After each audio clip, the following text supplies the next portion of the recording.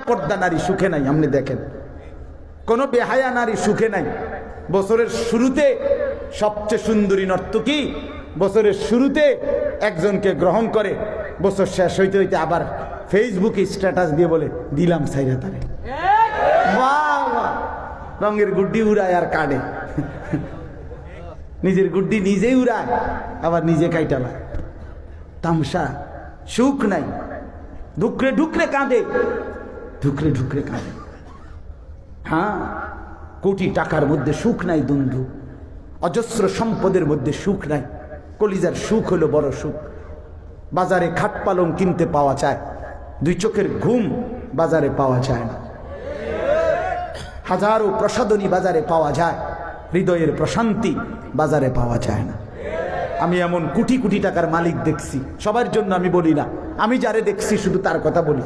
কোটি কোটি টাকার মালিক, private medical কলেজের পূর্ণাঙ্গ মালিক, মেডিকেল হসপিটাল সহ কলেজ সহ মালিক, কোটি কোটি টাকার মালিক।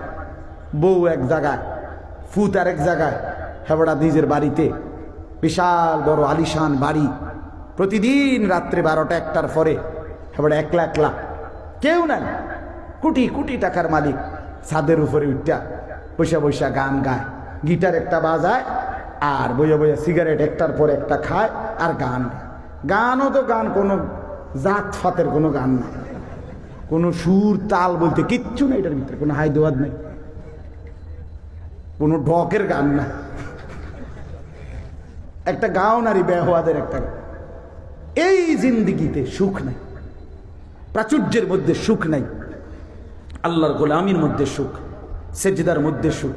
আমার শায়েখ আল্লামা মুফতি মুশতাকুন নবী কাসেমি হাজারবার বলছে এই কথা যে এই বাপ, তুমি যদি নারী দেখে মজা পাও, এই যুবক তুমি যদি অশ্লীল দৃশ্য দেখে মজা পাও, মদখর নেশাখর জুয়ারি তুমি যদি ওই অসৎ আড্ডায় মজা পাও, আল্লাহর কসম, রব্বে কাবার কসম, এশার নামাজের সেজদা দিয়ে আমি তার চাইতে কোটি গুণ বেশি মজা পাইছি বেটা।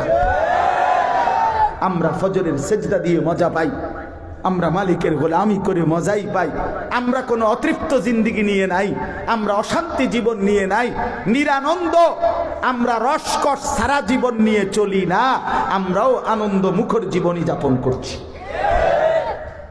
গুনার মধ্যে সুখ নাই, অন্ধকারে সুখ নাই, আগুনে সুখ হয় না, আগুন লাগলে সুখ হয় না।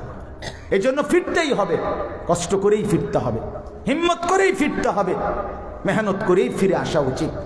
আমাদের এই হায়াত, এই সময় যদি আমরা বুঝি, আমার কথা এটাই, যদি আমরা বুঝে থাকি যে আমাদের জীবন দামি, দরকার জীবনটা কাজে লাগানো আখিরাতের জন্য, তাহলে আমাদের একটা বড় সুযোগ এই মুহূর্তে সামনে, প্রত্যেকের জন্য জীবনটা ভালো করার, পরিবর্তন করার, জীবনটা দামি বানানোর, কাজে লাগানোর একটা বড় সুন্দর সুযোগ।